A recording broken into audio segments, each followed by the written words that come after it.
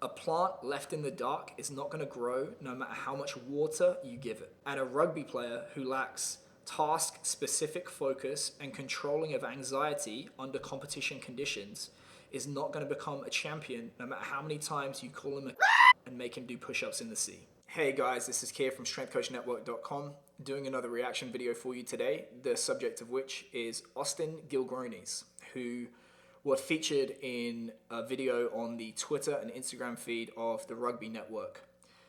This would come under the banner, I guess, of team building, mental toughness training. It's basically a 60-second clip of them being taken through a day of activities under the supervision of either the Navy SEALs, former Navy SEALs, or somebody pretending to be them.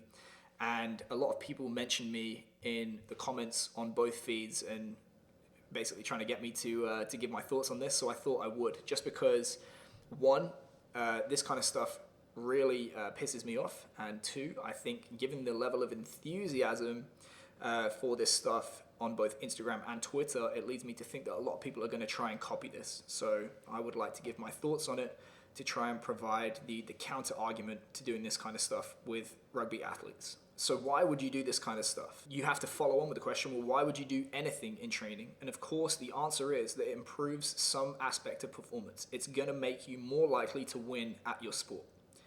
So the next logical question is, well, what is performance? And from our perspective as coaches, the accepted definition would be that performance is going to be the greatest total sum development of the physical, tactical, technical, and psychological forms of preparation. And let's look at these real quick. Tactical preparation, what is it? It's basically the creation and conversion of uncontested scoring opportunities in attack and shutting these down and dispossessing the other team in defense so that you get another opportunity to attack. These uncontested scoring opportunities matter because these are the ones that are going to lead to the highest chances of success, a positive points differential, and a win. If you do that every single game, you're going to win the championship. So, does any aspect of this video focus on the creation and conversion of uncontested scoring opportunities? No. Any aspect of that in defense? No. This is a fail from a tactical perspective. Let's talk about technical preparation. Technical preparation is basically how we use movement skills to solve the sporting problem of tactical preparation. So the wider the base of movement skills we have available, and the more masterfully we can execute these skills, the more tactical schemes we open up to ourselves. There's only 3 ways to win in sport: more force, more speed, or more misdirection. And obviously the more tools you have in the toolbox, the better you wield those tools, the more you're going to equip yourself with the highest chances of success tactically. So firstly, no aspect of this video looks anything like any skill that could be considered rugby specific. No kicking, passing, catching, rucking, mauling, tackling, changing direction, sprinting, getting down, getting up, none of it, okay? So from that perspective, it's a fail. It's an even bigger fail when you consider that rote execution of movements or skills does not reflect the context of the sporting environment, unless they're perceiving the environment, processing information, making decisions, and executing them under pressure and running through that OODA loop and trying to solve specific problems in the sporting environment. They are not going to be developing skill, so this is a fail. Okay, physical preparation. What is the goal of physical preparation for rugby? And in a nutshell, it comes down to the greatest possible intensity and repeatability of high intensity sporting skills. These are the skills that have the greatest consequence to the outcome of the game. They produce the most fatigue, and they tend to be the riskiest events from an injury risk management perspective. And basically, it comes down to sprinting and typically some form of contact skill. Tackling, rucking, mauling, scrummaging, carrying the ball through contact, maybe some evasive action thrown in there as well. What we are not trying to focus on is the low intensity activities that we just use to get from one place to another. If you're going to be the fastest guy to arrive to a ruck or a maul and still get your ass handed to you, you're going to be a very ineffective rugby player. So we need to have a focus on high intensity actions. Now, these actions are underpinned by maximal speed, strength, power, all these other force development qualities. And we know that in all but novice athletes, we have to be training with very high outputs to deliver the kind of stimulus to the body that is going to elicit adaptations that move the needle in terms of these qualities. There is no significant output to these activities whatsoever. It's a fail from that perspective. Okay, what about the repeatability? Can you make a super sketchy case that this is improving endurance? Maybe. I'm sure it absolutely sucks. I'm sure the heart rate is up. But when you look at the kind of stimulus this is, physiologically, heart rate, lactate, it's probably going to be all over the place. The loading parameters are going to be so far past what is optimal in terms of volume that they're probably not actually making them better. At best, they're probably breaking even. Worse still, they might have injured guys doing this, or they might have put them in a hole fatigue-wise that is going to have ramifications for the next several days of training and the development of speed, strength, power, and so on. Not to mention that if your goal is to improve the repeatability of sprinting, rucking, mauling, tackling, and so on, it makes sense that training to develop repeatability in those activities is going to be rewarded more by activities that are more similar to this, not dissimilar. So an extremely tenuous case that there's a tiny bit of endurance to be had from this, but they do such a poor job of achieving that goal that I would say this is not the goal, and it's just a tiny positive amongst a sea of shit. So all that's left is to talk about psychological preparation. And mostly people are going to be talking about mental toughness. Mental toughness and psychological preparation, for the most part, for most coaches, these terms are synonymous. Let's talk about the Navy SEALs. Firstly, this is not how the Navy SEALs train. This is how the Navy SEALs select and decide who really wants to be a Navy SEAL. In phase 1, which is what this stuff looks like, they make people as miserable as possible to decide who really wants to be there, so that when they're left in phase 2 and phase 3, they're left only with the individuals who have decided this is for them. And this is because it takes anywhere from $350,000 to $500,000 to produce a Navy SEAL. I was lucky enough to train a guy as a college athlete that went on to be a SEAL. I've spoken to another guy that was in the SEALs, and I'm friendly with another couple of guys that have gone through similar pipelines in other branches of the military.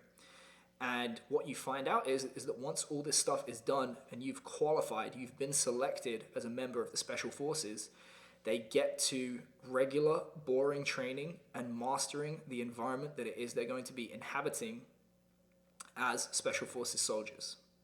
So unless Austin Gilgronis are using this as an exercise to select the athletes that are going to be on their roster for the next year, and I'm guessing no, because everybody that's in this group is probably already contracted. They decided you're going to be a member of the team.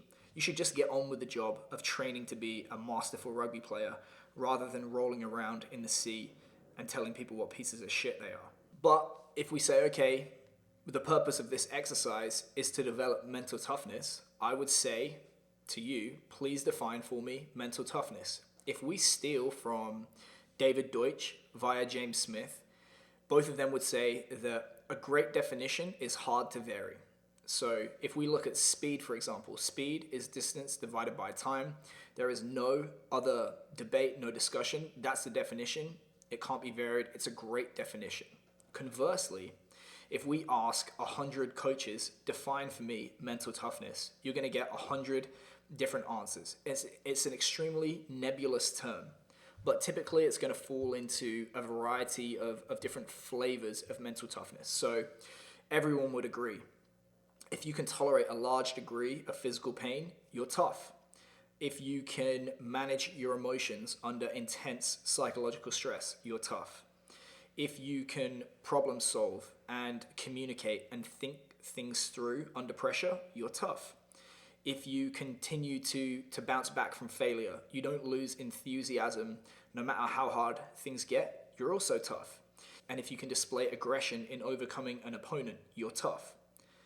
So really, saying an athlete is mentally tough is like saying, oh, so-and-so is intelligent, so-and-so is fit. Actually, you're talking about a variety of different qualities that all come under this umbrella term of mental toughness. And I'll give you an example here that demonstrates it. If you recall Johnny Hendricks, he was an NCAA Division I champion wrestler. He was the welterweight champion of the UFC for a little stint. So by definition, he can clearly perform under pressure. He can tolerate a ton of physical pain as a pro MMA fighter and a collegiate wrestler. He can clearly solve those problems of sport and display a ton of aggression. So he must be mentally tough. But he was notorious for not being able to stick to his diet and make weight, and was extremely out of shape in between camps. So he clearly was not mentally tough enough to stick to a routine and do as his coaches asked and be consistent in those things. So it's impossible for him to simultaneously be very mentally tough and very mentally weak. So in reality, we're talking about a variety of different qualities. So we have to ask ourselves, which of these flavors of mental toughness is it possible that the Gilgronis are developing with this Navy SEAL type session? Are they developing aggression? Well, there's no opponent to overcome. There is no aggression being displayed, so no. Is there any dealing with failure or bouncing back from failure? I would say no. Are they going to fail in this particular exercise? Yes, they are, but it's completely artificial and created by the people running the exercise. They just restart, oh, fuck you, keep going, start again. Athletes know this. They know the success and failure in this activity is fake, and you're certainly not going to change the habits of 20 years of being a competitive athlete in these professional rugby athletes with a day of team building, especially in such a contrived scenario. So no, you are not teaching them how to bounce back from failure. What about problem solving or communication under intense psychological pressure? I would say no. These are very simple problems to be solved, and there is no task specificity relative to rugby. If you become a concert pianist by playing progressively harder pieces on a bigger and bigger stage, or you become an elite level gymnast by mastering progressively harder moves under higher and higher stakes of failure, it should make sense that you become a masterful rugby player that is elite at solving rugby problems under intense psychological pressure by doing so in that environment. Whatever it is you do, you develop resiliency to that thing by mastering it at lower levels and then executing it under progressively harder conditions, under more and more scrutiny. If you speak to special forces soldiers that get through this kind of thing and actually train, the phrase that you hear again and again is crawl, walk, run. So you earn the right to progress by mastering something at an easy level, and then you just gradually crank up the difficulty.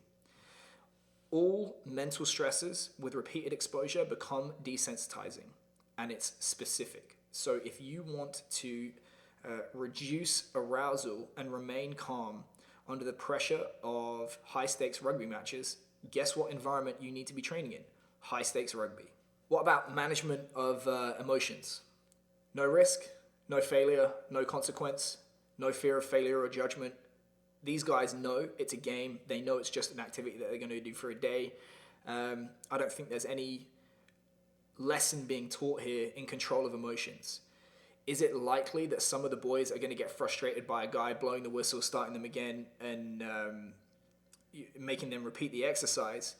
Possibly, but the guy who quits in this situation, you already know that guy's a dickhead. You already know he's going to give up, and I would say it's exposing the underlying qualities rather than developing them.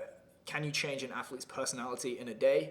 No, you can't. For the most part, the bed is made, and you really just need to have better selection processes in place on the front end rather than try and correct for it with this kind of stuff on the back end. Is there physical pain?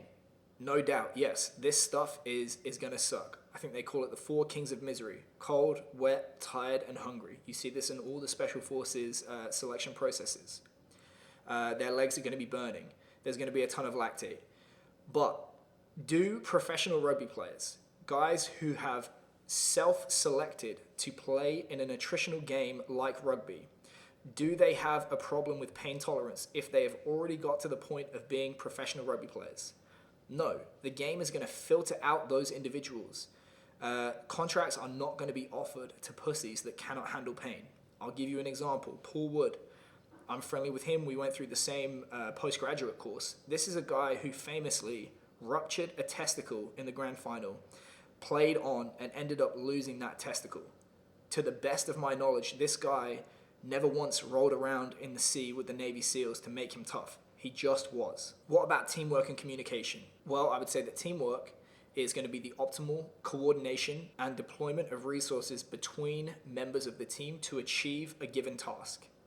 If your goal is to prepare for the task of winning rugby matches, you have to immerse yourself in that environment, because obviously the optimal coordination and deployment of resources is going to be task specific. Picking up a log is very, very different to exposing weaknesses in the defense or coming up with attacking strategies. Now, everyone is trying their best. This comes from a good place, and I'm sure they think they have good reasons for doing this, but I hope that I've made the case that this is actually a waste of time, and the performance of the team would be best served by doing other activities.